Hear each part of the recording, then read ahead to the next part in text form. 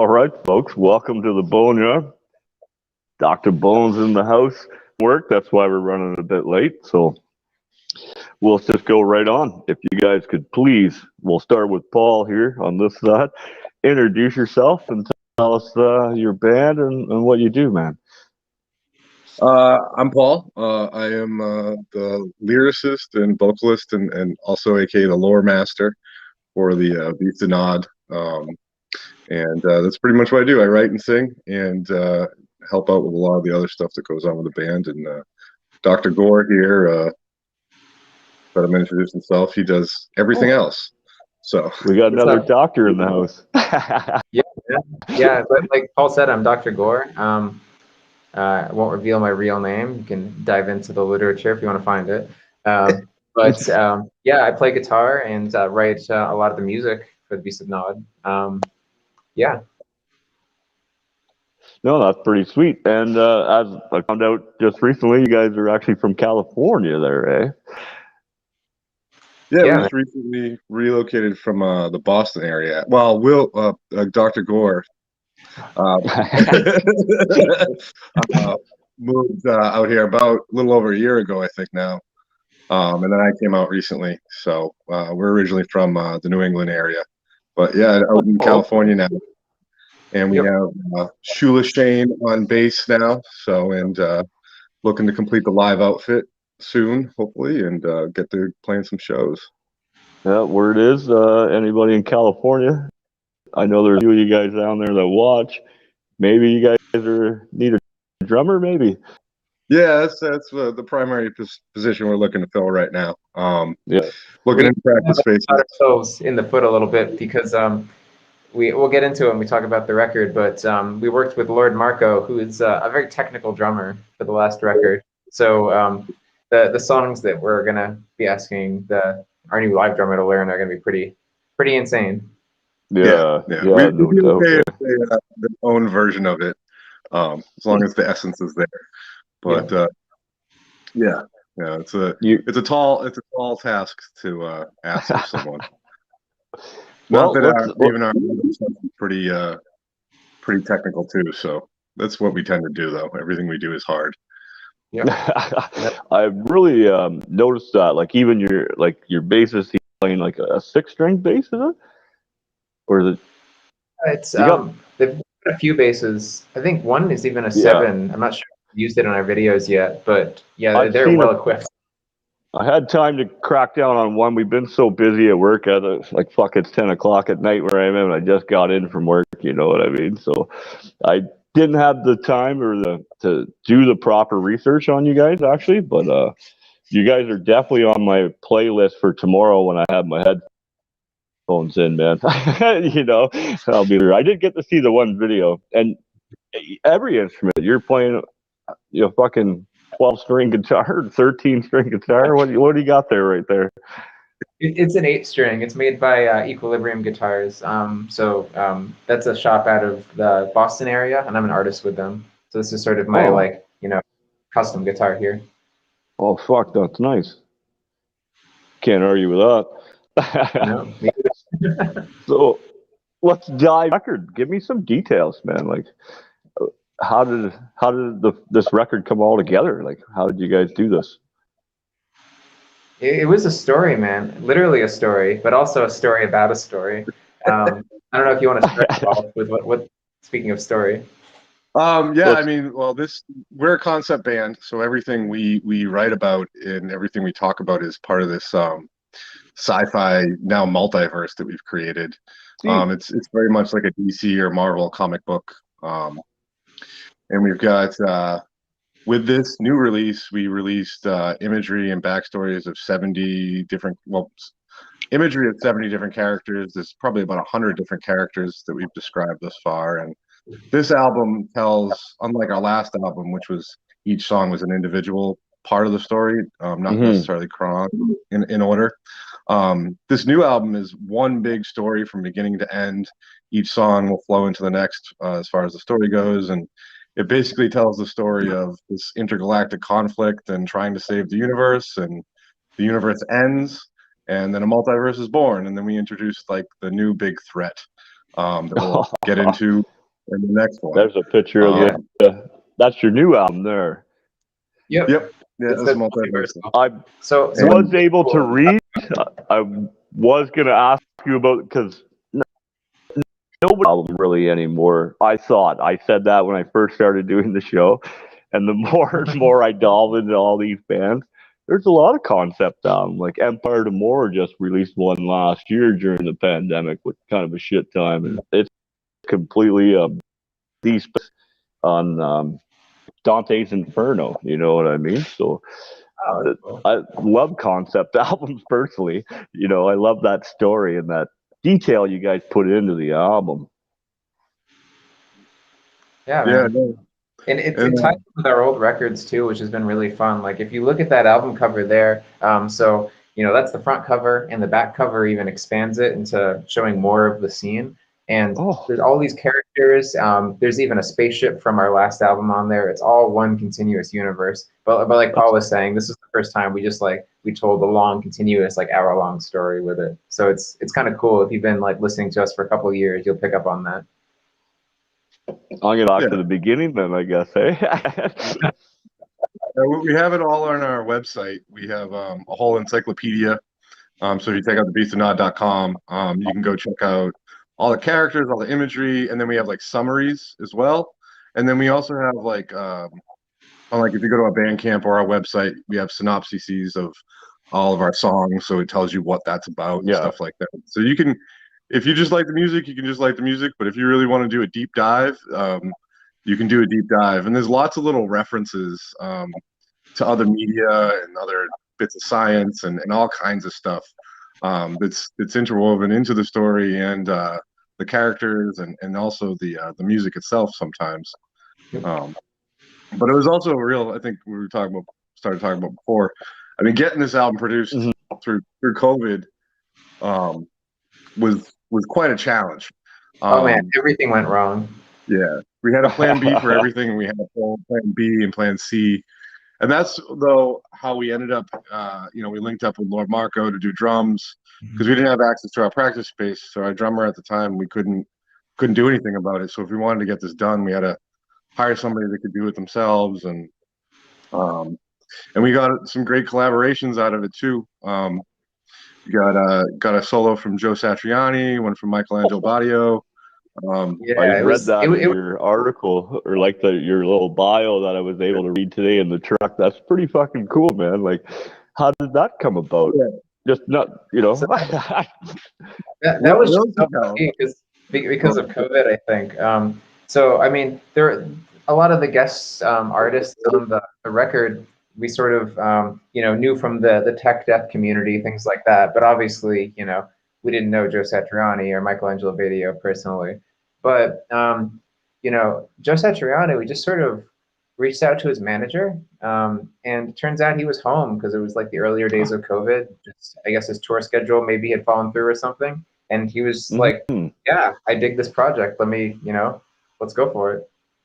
So yeah, and our inner 15-year-olds were very happy about it. So I mean, we ended up turning what was a really difficult situation into something that was really positive and a lot of fun for us, which is one of our main goals. I mean, you don't do this type of thing if you're not having fun with it. So we were able to have a lot of fun with it, and that was, we were able to produce this album and still get it out at about when we hoped to get it out too. So we were able to keep it on track for the most part too, despite all the difficulties. And now we're moving forward too, but we're trying to build upon what we did there.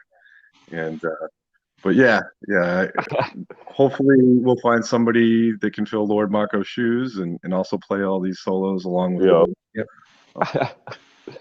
No, that's good that you guys kept it together. Like you said though, you guys had multiple plans just in case. Normally you don't hear that. Normally we're like myself, I'm a fly-by-nighter, I guess, in that sense, where I just kind of wing it as we go, But you guys had it.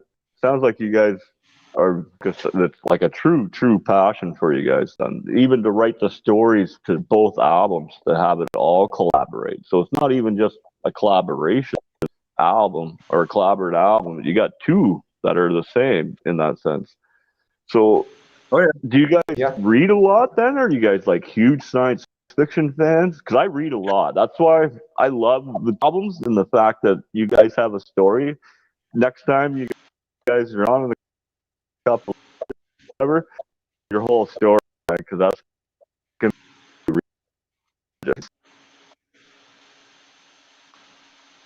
Oh yeah, I lost you for a second at the end there, I think. Yeah. I mean, the first question, I do think we both do read a lot, and I can at least speak for myself that I'm a giant sci-fi and nerd fan, anything in that realm. 100%. I read a lot of comic books, and that's one of the main influences. But anime and different sci-fi movies and shows, and everything from Star Wars to Star Trek and everything are certainly a bit of an influence. Yeah, dude. And I mean, if you think about, if you turn off the vocal track and you take the guitar parts and put them back into MIDI and listen to them as synthesizers, it starts to sound a little bit like cheesy '80s music a bunch of the time, if not kind of bombastic soundtrack music. It's all, both story-wise and compositionally, it's all nerdy at heart, and that's kind of the core of what we're doing. Love that. Yeah, well, do you guys like play D&D or anything like that, or? Back in the day, I did a lot. Yeah, I used to when I was younger, and I actually just met a new friend that I might start playing with again. But I do still play games, and Zelda and Final Fantasy and Castlevania are probably my three favorite franchises. So that's. I gotta say, Castlevania when I was a kid was one of my favorites, man. I always wanted to hunt vampires and shit when I was younger, right? Yeah. So it's definitely still an important part of my life and what we do and that influence. And other bands too that like Death Clock is something that we enjoy and that and that kind of stuff. The campier side of metal when people are having fun that we really enjoy and also metal itself. The concept bands, everybody from I mean, I don't know if Ailstorm is a full concept, but they have concept-y type songs, and you've got Coheed and Cambria, and the list goes on and on. FX may vary. You got D-Spell, you know what I mean? So we've actually have a D&D starting up next month, twice a month. They're gonna run a little D&D thing for us on the show. Maybe that's cool. Watch a few episodes. Maybe you'll want to jump in and put an hour or two, right? Yeah, but custom made around the bands, and there's going to be music stories. You got to go to hell to get your equipment back show tonight, right? Like, so that's awesome. I think Black Dahlia Murder released a D&D campaign with their last album, if I remember correctly. Ooh, I don't think I knew that. That's cool. Yeah, it was pretty neat of them to do that. So. Oh, that's actually awesome. For them to stick with it, you know what I mean? To be made fun of, I don't know. I got a lot for being a sci-fi fucking nerd and this and that at school, and everybody I meet now that are like rock stars and shit, they're all just as nerdy as I am, man. You know what I mean? It's awesome. Yeah. So, you guys have merch? Yeah, obviously. Like, is that all on the website and stuff for you, or? So it's all up on the website. There's CDs we ship internationally, stickers, stuff like that. There's T-shirts. If you look, there's T-shirts, and the T-shirts that are available actually change out over time. So it's like there's limited releases of different shirts right now. So it's good to keep an eye on those if you see one you like. Yeah, we should be releasing a year. Oh, go ahead, man. Go ahead. It's a little bit quicker than that. Usually every couple months or so we'll have a new one. But we're probably going to have some new ones relatively soon. You'll probably see an announcement about that in the coming weeks. Yeah. Nice. So who does your artwork then? Like as far as the album covers and e-shirt designs and stuff, is that you guys as well then? No, we've got some really talented dudes that we work with for that. So the art for the album is I think his name is Fuak Kwan. And we found him, I think, through DeviantArt or something. But it's just totally random connect that ended up being awesome. So hopefully we'll see him again. Nice. Yeah, and then the character art and a number of the other things we've done. Omar is awesome, and he does a great job. He's also great to work with. He's done a ton of stuff for us, and also he's done a couple of the covers for us as well, the previous releases. So nice. really awesome guy for us. We worked with a couple other people over time as well. We always tag them, photo credit them, and stuff. So if you're Nice, curious, for sure, man. Always, right? Like, so, but definitely Omar and Folk, definitely want to support them. They did some really great work for us. Oh, I'm not sure how to pronounce his name, but Jack Hingier. I'm not sure how to pronounce his name, but he's done the art for some of our singles as well as the EP from a couple of years ago, and he's a ridiculously talented artist too. Yeah, and both Jakir and Omar are really fast. Yeah, like incredibly fast. So it's really cool to be able to work with people like that. yeah, you give them really the idea, and then 2 weeks later they have your whole fucking thing drawn. Sometimes a day later, man, it's crazy. Yeah. Omar will be like the next day. Here's a draft. Oh wow, which is eh? Yeah, awesome. But I guess after we did our character designs, I guess he got a little bit more busy because it helped pick up some business for him, which is good. Yeah. So, no, that's excellent. But we're definitely going to be continuing to work with all of them. Well, at least Jakir and Omar. We'll probably try to work with Folk again, depending on availability. And there's definitely going to be more character designs over time, and we're definitely going to continue to expand everything and build on everything that we've already built. That's awesome. You guys have built like a foundation to work off of now. Yeah. You could go anywhere with the story, I'm assuming, the way you're writing it. It's an open-ended in that sense, no? Yeah, that's the point. Like, we don't want to continue to recycle like bad guys and stuff like that. We want to continually have like a new thing to push forward. But part of the reason that we went from a universe to a multiverse is so if we want to just tell something, another random story, we can. And we have like kind of this unlimited sandbox to play in. And then musically too, anything that, because we usually will talk about the story before we write music, and then we'll compose from there.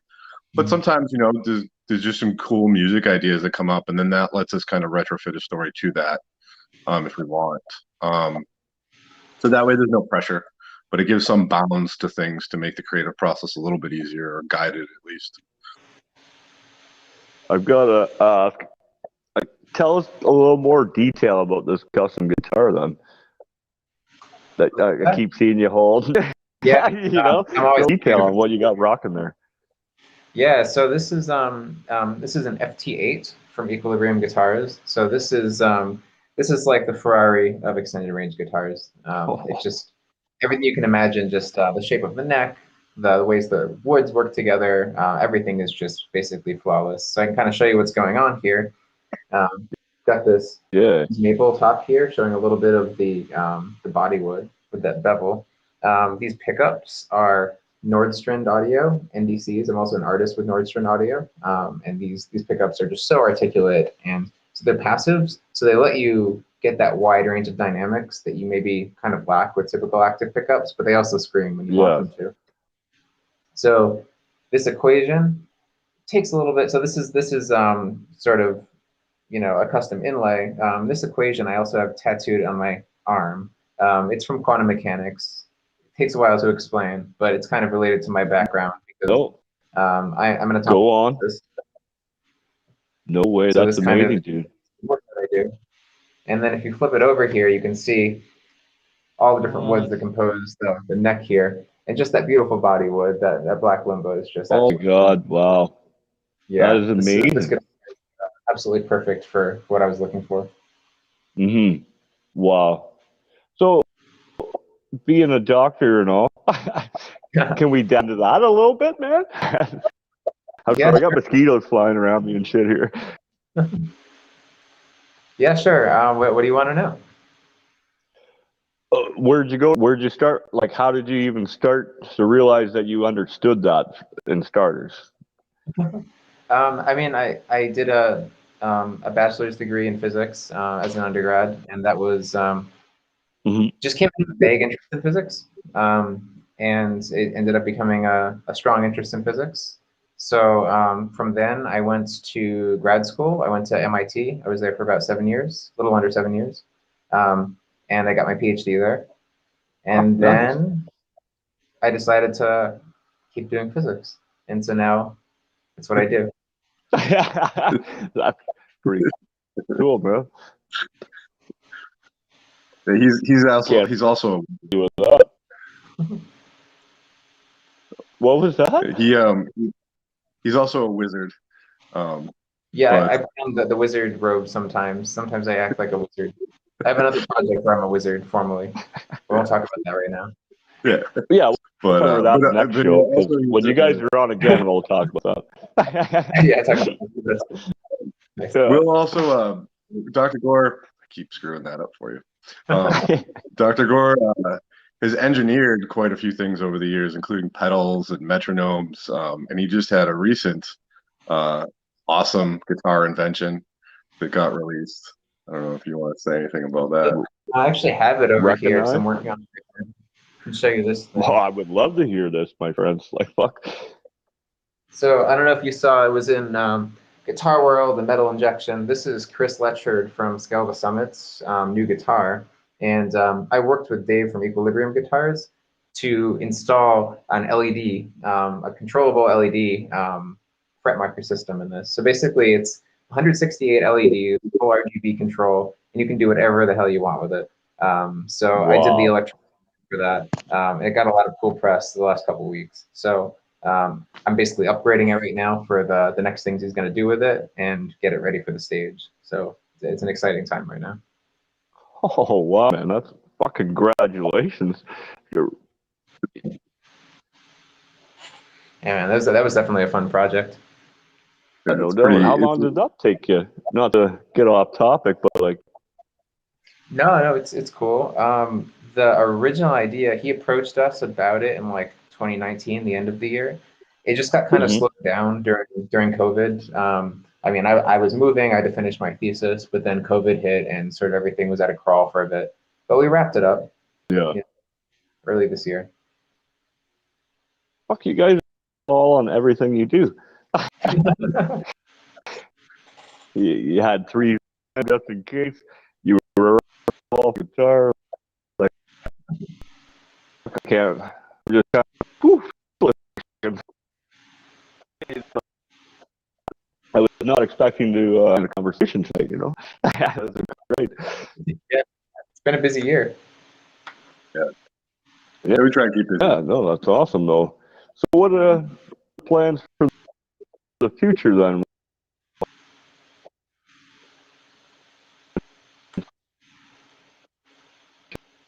You guys get up.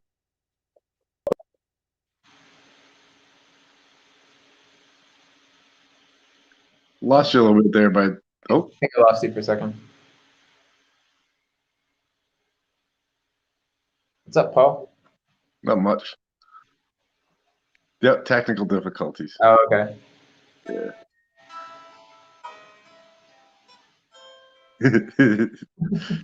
Play the waiting room music. Yeah. Yeah, we'll give him a second to come back on. Yeah. It's trying. What's your favorite color, Paul? I was actually thinking about this earlier. I don't know. I used to just obligatorily say black, but I don't really think that's actually the case. Kind of a cop-out. Yeah, right? So what's yours? Honestly, I can't answer because it depends on the context. You know, some colors look great in some contexts, some don't. So it's hard to I would think you as a purple guy. Well, I mean, this was intentional. Yeah. The last guitar I really liked was purple too, but I sold that because I had no money. Yeah, I think that the contextual application of favorite color is also applicable to me. So, also kind of a cop out, but yeah, right. Yeah, I tend to like green, but then I hate it sometimes. So. Yeah, totally. Also, just like a slight change in the tint, and suddenly it's no good. Yeah, like a neon red is really cool. A Like blood this red. is shitty green. This is a really shitty green. Yeah, You it's know, shitty. I don't know. That's like I ate too many Fruit Loops green. Yeah. I bought Apple Jacks the other day for the first time in I think like 15, 20 years. They're not bad, right? No, they're pretty good. I'm enjoying it. I'm almost done with the box already. Yeah. Nice.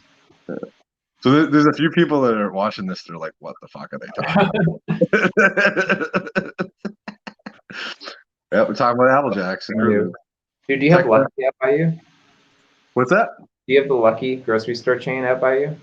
Yeah, you know what? And I went to buy myself a friggin' ice cream cake for my birthday, and they don't have ice cream cakes. Like, Oh, how do you not have ice cream cakes? Safeway has ice cream cakes, I think. Yeah, I need to go to Safeway apparently, or I don't know. There's a Trader Joe's or whatever around the They'll corner probably too. have that, yeah. Dude, Lucky's pretty cool though. I went there yesterday. I got some All new right, shit. I think I'm gonna run out and try and help DJ with its problems. Okay. Um, I got spinach artichoke ravioli. I'm stoked on that. what the fuck, dude? Cool. So Yep. it's stuffed with spinach and artichoke? Allegedly. I guess I'll find out later in the week. All right, all right. Well, Yeah, I didn't do any cardio today, at least not yet. So maybe I'll do cardio today. Then I can eat that. You know, I like to, pair things up, cardio versus strength training. Eat the right thing. You can take a day off. Like, I do take days off. My body can't let me work out every day anymore. I'm too old. yeah, you're too old. Yeah. Oh, it's your birthday. You're 52 now? Yeah, I'm like 75. Yeah. Like, yeah. And yeah, I took today off from the gym, but it's been going good. But my elbow's finally starting to friggin' heal with tendonitis. That's cool. So presses are going back up again. But yeah, I don't think skin rock climbing.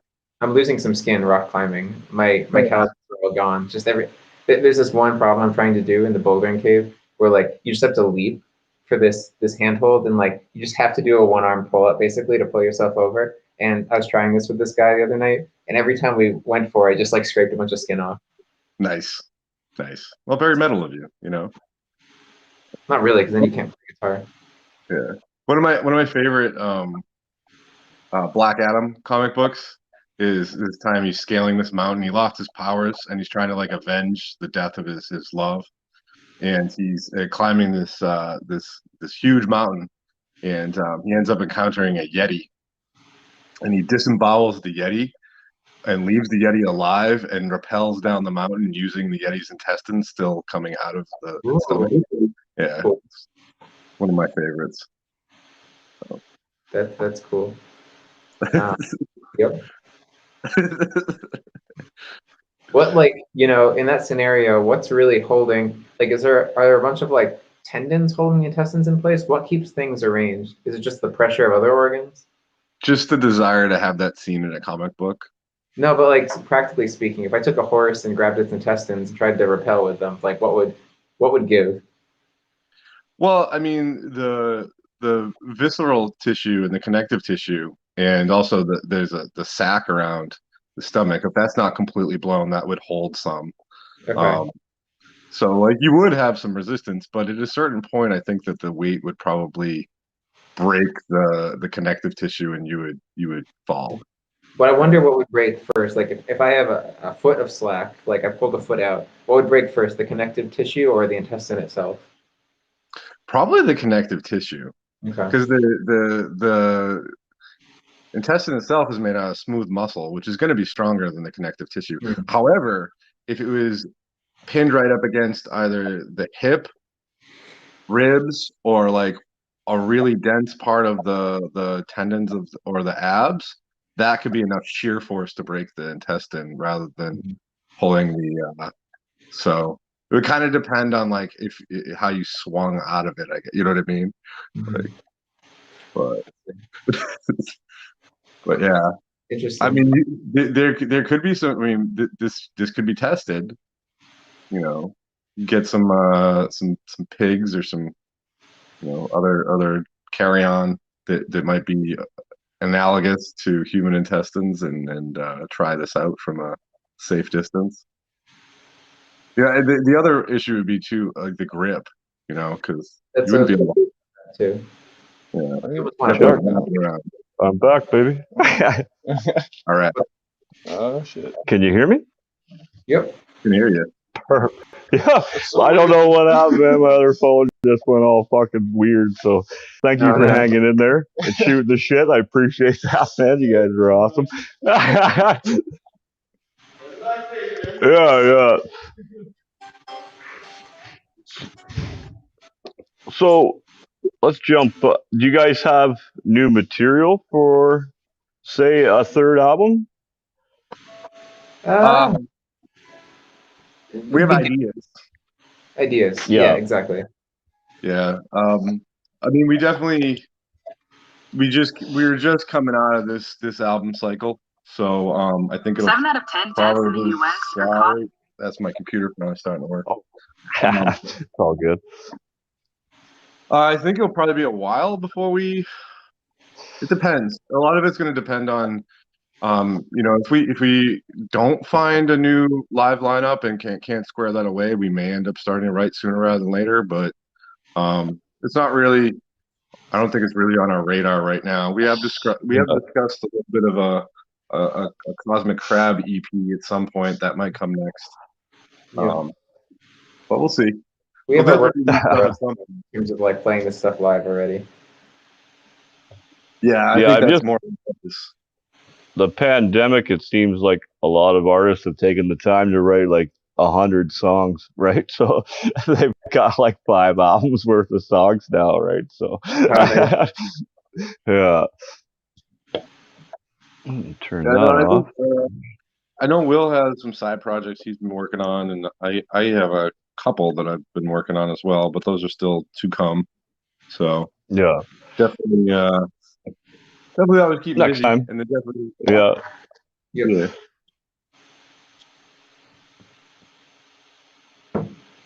Oh, that's so insane in that sense, right? Like, that's kind of was hard to do for myself, not being able to just hop in the car and go travel. Like, man, it was brutal. Couldn't handle that. Took a long time. Yeah, even with work, like we travel a lot with work normally. This is our first out of town jobs, and then the next 6-7 weeks I'm out of town every day now because now all the out of town jobs need to be done, right? So it's gonna be crazy.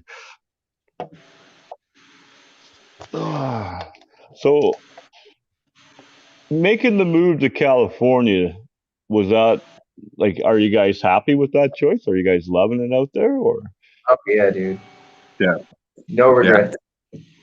Yeah. I think the only bad part, I think my cross country trip sucked because I did it in February. Besides that, it's been awesome. And man, I know Dr. Gore's been loving it, and I've been loving it since I've been out here. It's been almost a few months for me, and it's quite a change from New England.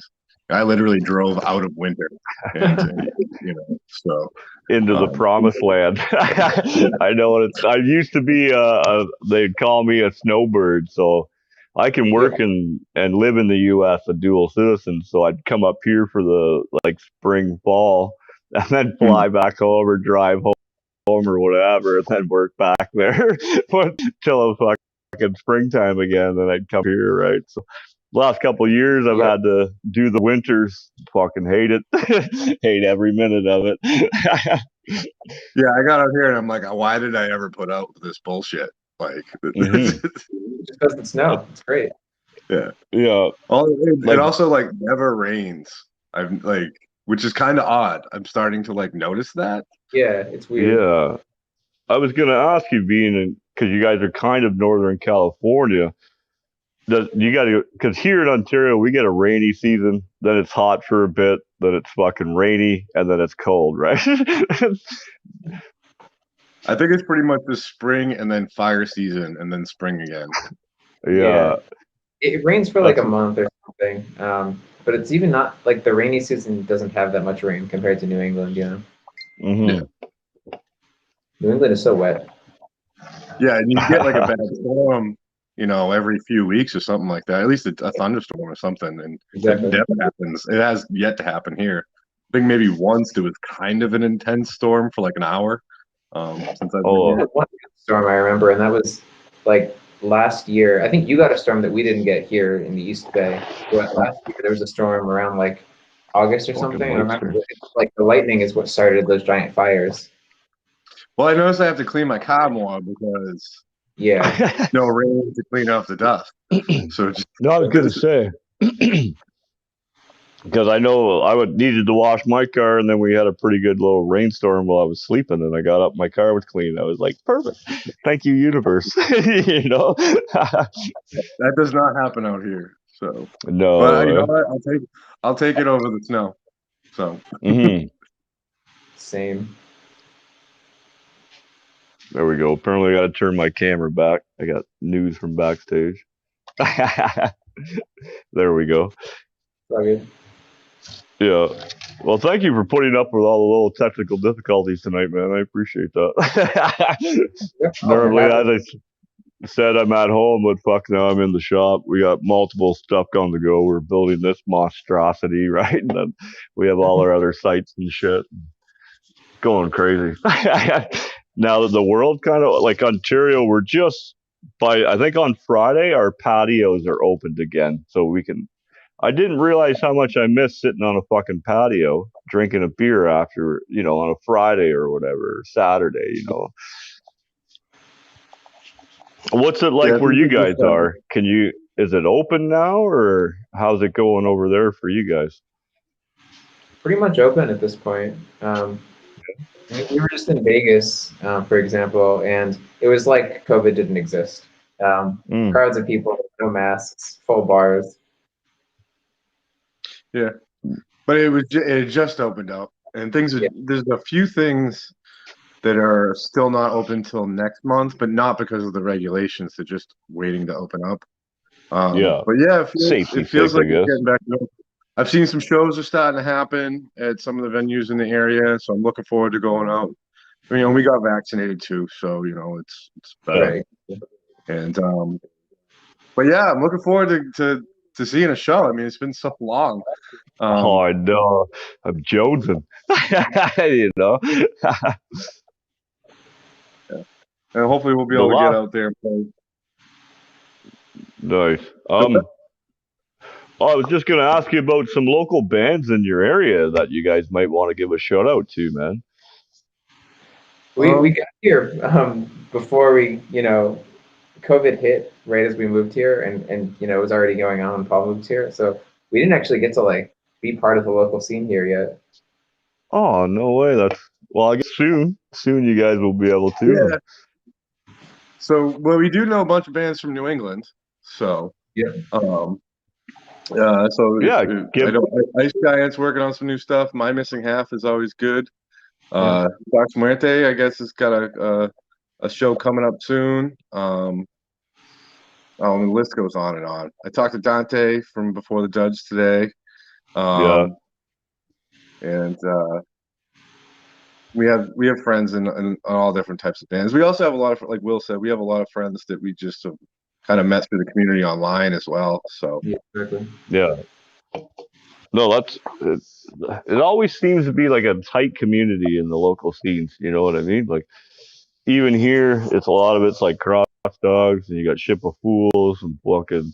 They're all in cahoots in that sense, like they all, like if they have a show, hey, you want to play for us, and vice versa. Do you guys find it like back in New England where you guys are from, like originally, did you find that there as well? Like very tight? Oh yeah, we played 100%. Yeah, we played. I mean, I think we played with Graviton maybe more than any other band. Probably, yeah. Those guys are awesome. And I mean, all the New England bands we loved. I mean, that was one of the things that made it the most fun, is meeting people and getting to and being part of that community was awesome. So like I said, I mean, I talked to some of them today, and we still keep up with them. They're all good friends and everything. So, and No, it's that's great to awesome. see. Some of them are starting to do more. The Graviton guys. Some of them are an atheist now, and everybody seems to be doing something cool and continuing on. So it's really good. It's awesome to see. No, that is. That's fantastic to hear. That just means there's going to be more amazing music out in the future. You know what I mean? So, Absolutely.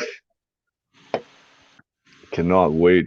But not to cut you guys off short on an interview or anything, but I'm pretty fucking tired, my friends, and I still Okay. gotta like drive home and fucking eat, and then be back here. I might just eat and sleep in my car or some shit. I don't know. I'll just not punch out. I'll just stay on the clock. They could pay me for like 48 hours. Why not, right? Cool, man. But right. yeah, no, you guys definitely will have you back on, man. We can go on some a little more detail. Maybe I'll actually be in a have a little more comfortable spot to talk, right? Okay. No, thanks for having us. We really appreciate it. So. Oh, anytime, man. You guys blew my mind. Just this time, I wasn't able to do the research I like to do and know a little more history, right? So, fantastic, man. I would have never guessed what we talked about tonight, right? So, All right. Thanks, bud. Cool, man. all right. Well, play it loud and play it proud, people. And you might as well take us off the air, Brandon. And